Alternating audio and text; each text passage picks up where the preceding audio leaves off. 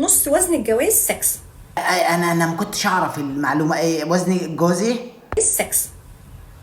لهذا خلق الله الجواز، ان الناس بتتجوز عشان تعمل سكس وتبقى مبسوطه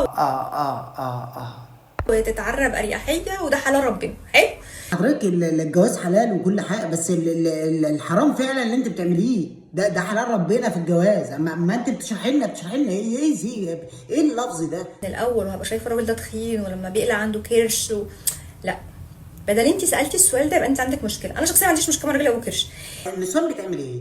يعني ودي دكتوره، طب النسوان بتسال الاسئله دي ازاي؟ يعني اللي هو الكرش هيحوش مش محتاجة حاجة يعني. تفرق من حته لحته. السكس عندك بيزد على ايه؟ تاني كلمه منيله ب 60 انت بنت اتربيتي. ايه الكلام ده؟ ليه بتشرح حاجات زي كده؟ يعني ليه ليه بيسالوها كده وليه هي بترد